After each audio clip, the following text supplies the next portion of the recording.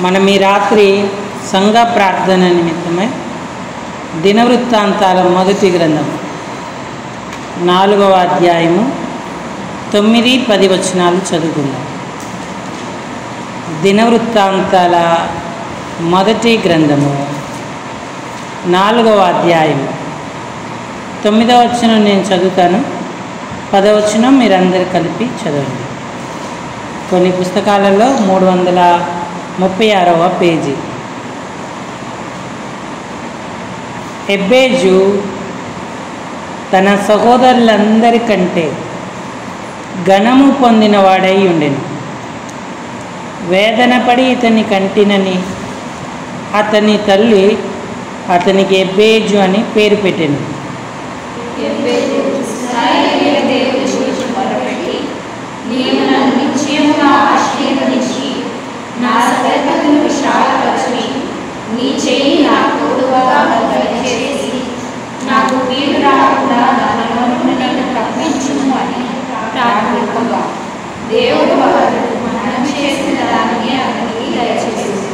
పదవచనాన్ని అందరం చదువుదాం బిగ్గరగా.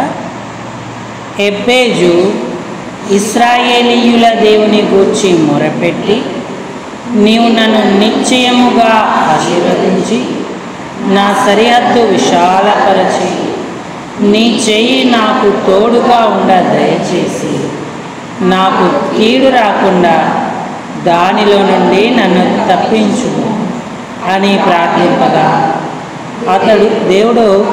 అతడు మనవి చేసిన దాన్ని అతనికి దయచేసాను.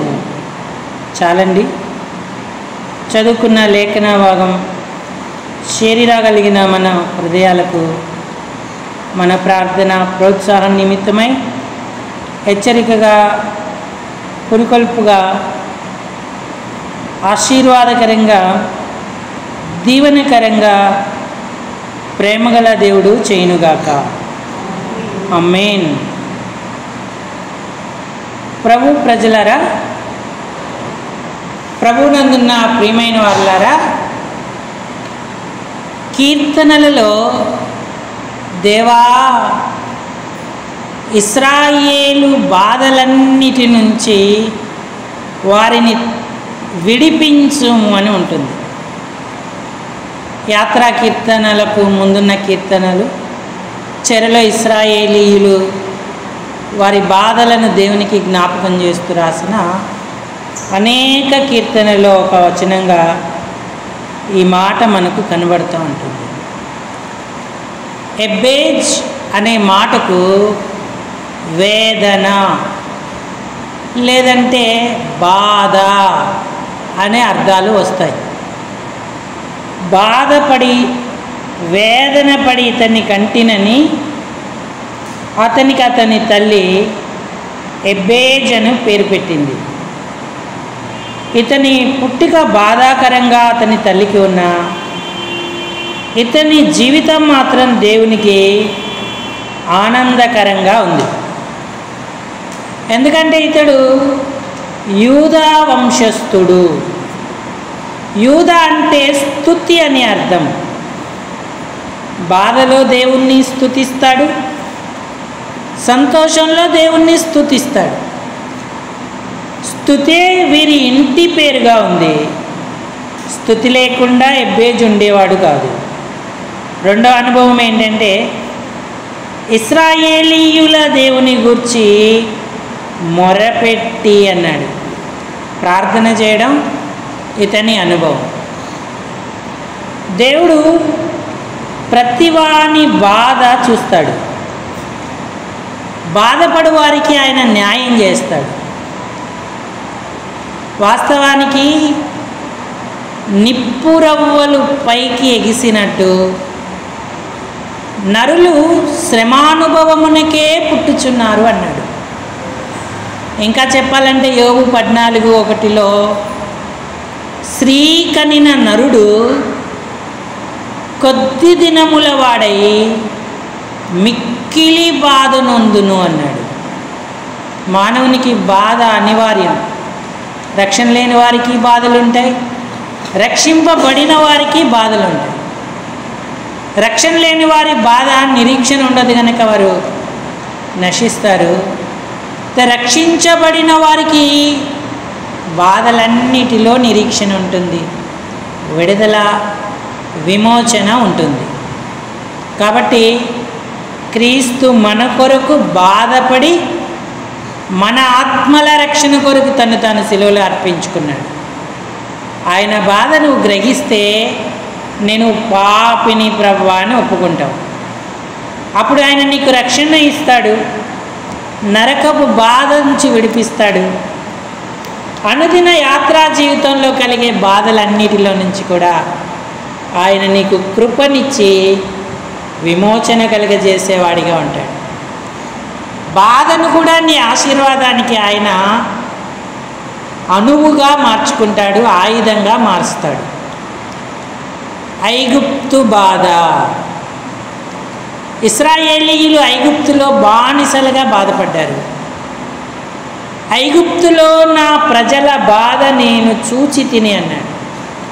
వారి దుఃఖములు, వారి నిట్టూర్పులు, వారి మూల్గులు నాకు తెలుసు, నేను వినియున్నాను అన్నాడు. అందుకే ఐగుప్తులో ఇశ్రాయేలీయుల కొరకు దేవుడు గొప్ప కార్యాలు చేసి వారి మొరను బట్టి దేవుడు వారిని విమోచించాడు, వారికి గొప్ప కృపనిచ్చాడు. ఈనాడు రక్షణ పొంది దేవుని బిడలమైతే మనకున్న బాధలు అసలు బాధలే కావు. వాటిని బాధలు అనుకొని బాధపడుతూ కుమిలిపోతూ కృంగిపోతూ మనంతటా మనమే నశిస్తూ ఉంటాం. వాస్తవానికి ఆ బాధలను మనము ఆయుధాలుగా చేసుకుంటే ఇశ్రాయేలీయుల దేవుడు మనల్ని విమోచిస్తాడు. ఆ బాధలే మనకు దేవుని దీవెనలను కలగజేస్తాయి. ఎబ్బేజు 4 విషయాలు ప్రార్థన చేశాడు.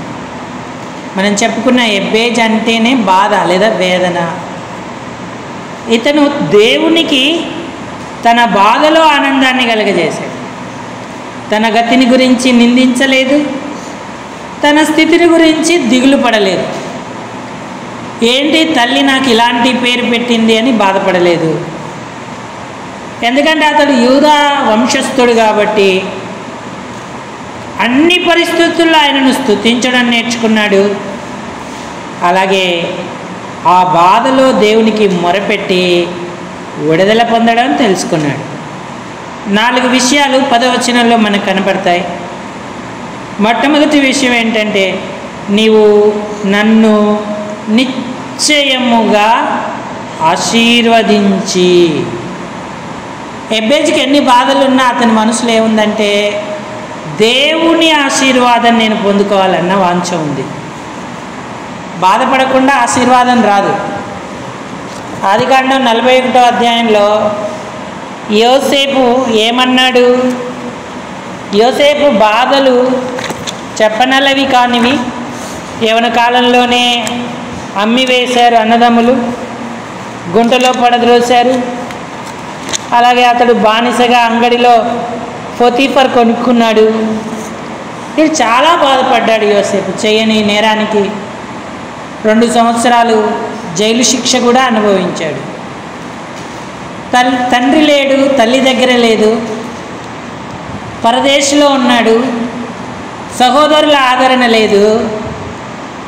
దేవుడు ఈ బాధలను చూస్తున్నాడు కానీ ఇంకా విడుదల అతనికి కలగట్లేదు. యోసేపు ఫలించడి కొమ్మగా ఆశీర్వదింపబడ్డానికి ఈ బాధలన్నిటిని కూడా భరించాడు. దేవుని మీదే ఆధారపడ్డాడు. ఆయన గ్రహించిన విషయం ఏంటి? ఆదికాండం 41వ అధ్యాయము 51వ వచనం.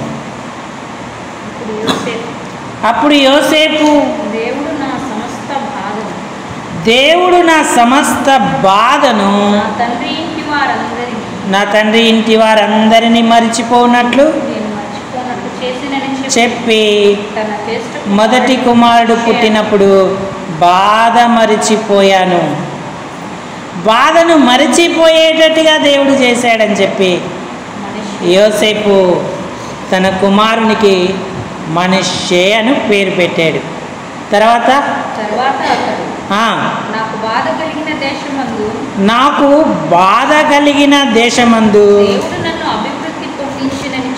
దేవుడు నన్ను అభివృద్ధి పొందించెనని చెప్పి రెండవ వానికి ఎఫ్రాయిము అని పేరు పెట్టాను. చూసారా, బాధపడిన యోసేపును దేవుడు మర్చిపోలేదు.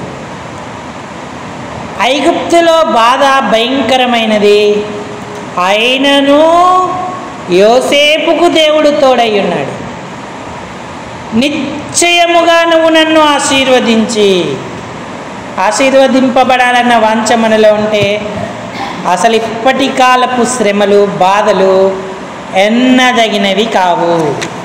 ఆ బాధలను మనం మనస్కరించాం. ఎబ్బేజు కూడా అలాగే ఉన్నాడు. నన్ను ఆశీర్వదించు, నిశ్చయముగా నన్ను ఆశీర్వదించు అని ఆయనను వేడుకున్నాడు. రెండవదిగా ఏమన్నాడు? నా సరిహద్దు విశాలపరచి నీ చెయ్యి నాకు, ఇది రెండవది, నా సరిహద్దు విశాలపరచు. బాధలు ఆశీర్వాదానికి వస్తాయి, బాధలు విశాలపరచడానికి విస్తరింపజేయడానికి వస్తాయి. ఇశ్రాయేలుకు వచ్చిన బాధ ఇంకా వాళ్ళని విస్తరింపజేసింది తప్ప తక్కువ సంఖ్య వారిగా చేయలేదు. ఐగుప్తులో వాళ్ళు విస్తరించడం చూసి ఫరో రకరకాలైన పథకాలు వేసాడు. వీళ్ళు ఎందుకు ఇంత జనం అవుతున్నారు, ఒకవేళ యుద్ధం వస్తే వాళ్ళ రాజుతో కలుసుకొని మనల్ని బానిసలుగా చేసుకుంటారేమోనని చెప్పి వారి ఎడల యుక్తి జరిగించాడు. ఇశ్రాయేలీలకు మగపిల్లవాడు పుడితే వాణ్ణి కానుపు పీటల మీదనే చంపేయండి అని మంత్రస్థానులకు ఆజ్ఞాపించాడు. నదిలో పారేయమని రాజశాసనం చేశాడు. ఇశ్రాయేలీలు విస్తరించకూడదని అతడు ఎంత యుక్తి చేసిన వారు మరి ఎక్కువగా ప్రబలారు. బాధ నొందిన దేశమందే వారు విస్తరింపజేయబడ్డారు. కాబట్టి బాధ దేవుని పిల్లలకి ఎంత దీవెన. మొదటిది ఆశీర్వాదాన్ని ఇస్తుంది, రెండోది విశాలపరుస్తుంది, మూడవ ప్రార్థనాంశం ఏంటంటే నీ చేయి నాకు తోడుగా ఉండ దయచేసి. ఈ ఎబ్బేజు కోరుకున్నది ఏంటంటే నాకెంత బాధనుండే నీ ప్రభువా, కానీ నీ చెయ్యి ఎప్పుడు నాకు తోడుగా ఉంచు అన్నాడు. నా కుడి చెయ్యి అతనికి తోడుగా ఉండును, నా బాహుబలం అతన్ని బలపరుచును అన్నాడు దావీదు గురించి.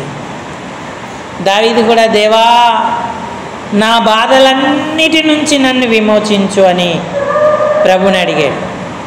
కడి ప్రియులరా, ఈ ప్రార్థనాంశాలు మన మనవేనా? ఎబ్బేజు తన బాధలో ఆశీర్వాదాన్ని కోరుకున్నాడు, విశాలతను కోరుకున్నాడు, దేవుని హస్తమే తోడుగా ఉండాలని కోరుకున్నాడు. నాలుగవదిగా ఏమడిగాడంటే నాకు కీడు రాకుండా దానిలో నుండి నన్ను తప్పించుము అని ప్రార్థించాడు. 4 విషయాలు ప్రార్థించాడు. కీడు రాకుండా తప్పించు అన్నాడు. కీడును తప్పించేది దేవుడు ఒక్కడే. ఏ కీడుని దరికి చేరదు అన్నాడు. కీడులన్నిటి నుంచి విమోచించేవాడు ఆయన. ఎబ్బేజు ఇంత బాధలో కూడా స్తుతించడం, ఇలాంటి శ్రేష్ట విషయాలను ప్రార్థనా మనవులుగా కలిగి ఉండడం, తద్వారా దేవుడు అతనికి జవాబిచ్చాడు. మనం ఒక చోట ప్రార్థిస్తే ఒక చోట జవాబు దొరుకుతుంది. కానీ ఎబ్బేజు విషయంలో 2 వచనాలు రాయబడ్డాయి, మరెక్కడ కూడా ఇతని గురించి ఉండదు. అతని ప్రార్థనకు వెంటనే సమాధానాన్ని చూస్తాం. అతడు ప్రార్థింపగా చివరి భాగంలో ఏమని ఉంది? దేవుడు అతడు మనవి చేసిన దానిని అతనికి, చూసారా, ప్రార్థన వెంటనే జవాబు సంబంధించిన వచనాన్ని కూడా ప్రభు రాయించి ఉంచాడు.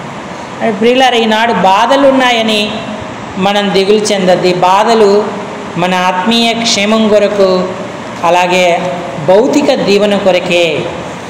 ఒకవేళ అక్షరార్థంగా ఆనాడు ఎబ్బేజు దీవించబడ్డాడేమో, ఈనాడు వేదన పడుతున్న ఎబ్బేజు లాంటి సంఘాలు, కుటుంబాలు, వ్యక్తిగతంగా మనం ఆత్మీయంగా ఆశీర్వదింపబడతాము, అలాగే భౌతికంగా కూడా దేవుని యొక్క దీవెనలను రుచి చూచేటువంటి వారంగా ఉంటాం. తప్పక ఆయన మనల్ని ఆశీర్వదిస్తాడు, విశాలపరుస్తాడు, ఆయన చెయ్యిని తోడుగా ఉంచుతాడు. కీడు రాకుండా ప్రతి దానిలో నుండి దేవుడు మనల్ని తప్పిస్తాడు. అందుకే ప్రార్థించేవారు ఎప్పుడు బాధలలో నుండే పుడతా ఉంటారు. సంఘం పుట్టిందే బాధలో నుండి. సంఘానికి ఆది నుండి బాధలే ఉన్నాయి. బాధలను తప్పించుకోవడం ఎవరి వశం కాదు. ఏ బాధ అయినా అది మన కొరకే దేవుడు అనుమతించాడు. ఆ బాధలో యోసేపు ఆశీర్వదింపబడినట్టుగా, అలాగే ఆ బాధలోనే దావీదు ఆశీర్వదింపబడినట్టుగా, ఇశ్రాయేలీయులు ఎబ్బేజు దీవింపబడినట్టుగా మనమును ఆశీర్వదింపబడతాం. బాధలో మనం నేర్చుకోవాల్సింది రెండే రెండు. ఒకటి దేవుని స్తుతించడం, రెండు దేవునికి ప్రార్థన చేయడం. ఎప్పుడైతే దేవుణ్ణి స్తుతిస్తూ సరి అయిన విధానంలో ఎబ్బేజిలాగా మనం ప్రార్థన చేస్తామో మన బాధలన్నీ కూడా ఆనందాలుగా మార్చబడతాయి. 30వ కీర్తన దావీదు యొక్క స్వీయ అనుభవం. అందులో దావీదు ఏమంటున్నాడు? దావీదుకి ఎన్నో అనుభవాలు ఆ కీర్తనలో ఉన్నాయి. ఆ బాధలన్నిటి నుంచి కూడా దేవుడు దావీదును విడుదల చేశాడు. మొదటి వచనంలో నా శత్రువులు నా విషయమై సంతోషింపక నీవు నన్ను ఉద్ధరించి ఉన్నావు అన్నాడు. రెండవ వచనం అతనికి జబ్బు చేసింది, దేవుడు స్వస్థపరిచాడు. రెండవ వచనం చదవండి. యెహోవా నా దేవా, నేను నీకు మొరపెట్టగా నీవు నన్ను. మరి ఇది ఎలాంటి వ్యాధి తెలియదు, కానీ దేవుడు గొప్ప స్వస్థత దావీదునకు అనుగ్రహించాడు. అంటే ఆరోగ్యము కలగజేశాడు దావీదునకు. దావీదు కీర్తనలలో మనం గమనిస్తే శత్రువులు అనుకుంటారంట, కుదరని రోగము వానికి సంభవించింది, వాడికి ఇలాగే కావాలని వారు అనుకున్నారు. కానీ దేవుడు ఆ పరిస్థితుల నుంచి విమోచించి ఆరోగ్యం కలగజేశాడు, స్వస్థత పొందాడు. కొన్ని చెప్పుకునే వ్యాధులు ఉంటాయి, కొన్ని చెప్పుకోలేని వ్యాధులు ఉంటాయి. దావీదుకు వచ్చిన జబ్బు దేవుడు స్వస్థపరిచాడు.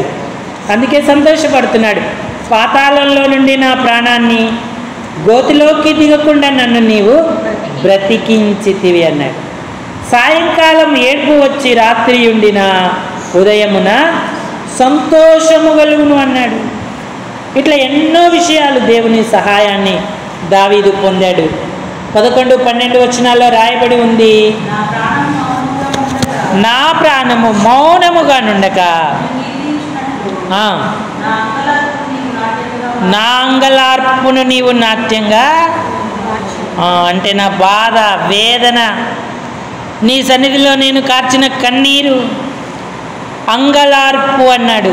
ఎంత వేదనతో దావీదు దేవుని సన్నిధిలో ప్రార్థించాడు. ఈ వేదన అందరికీ తెలియక్కర్లేదు, ఎందుకంటే రహస్యమందు చూచు నీ తండ్రి నీకు ప్రతిఫలం ఇచ్చును అన్నాడు. మన యథార్థత దేవుని దగ్గర ఉన్నప్పుడు తప్పకుండా ఆయన మనకు ప్రతిఫలం ఇస్తాడు. ఇంకా అన్నాడు, నీవు నా గోనె పట్ట విడిపించి సంతోష వస్త్రము నన్ను ధరింపజేసి ఉన్నావు అన్నాడు. దావీదు బాధలు, సమస్యలన్నిటి నుంచి కూడా దేవుడు దావీదును విమోచించాడు. కాబట్టి బాధలు మనకు ఆశీర్వాదమని గుర్తించి నిరీక్షణ కలిగి ప్రతి బాధ యందు దేవుణ్ణి స్తుతించాలి. ప్రతి బాధలో మనము తగిన రీతిగా విజ్ఞాపన చేయాల్సిన వారంగా ఉన్నాం. ఎప్పుడైతే ఈ అనుభవాన్ని మనం పొందుతామో ఎబ్బేజులాగా మన కుటుంబం ఆశీర్వదింపబడుతుంది, మన సంఘము ఆశీర్వదింపబడుతుంది. అయ్యా నాకు అట్టి అనుభవం ఇవ్వు. స్తుతి ప్రార్థనలు అన్ని కాలాలలో నా జీవితంలో ఉండినట్లు, ముఖ్యంగా బాధల కాలంలో నేను ఎన్నడూ స్తుతిని, ప్రార్థనను మరవక ఉండినట్లు సాయం చేయని ప్రభువుని అడుగుదాం. ఈ తలంపులను దేవుడు దీవించునుగాక. అందరూ తలలు వంచి కళ్ళు మూసుకోండి. ప్రార్థనలోకి వెళదాం. మొదటి యవనస్తులు ప్రార్థించండి. వాక్య ఫలింపు, వార కార్యక్రమాల కొరకు అన్నిటి విషయాల్లో దేవుడు సహాయపడినట్లుగా ప్రార్థన చేయండి.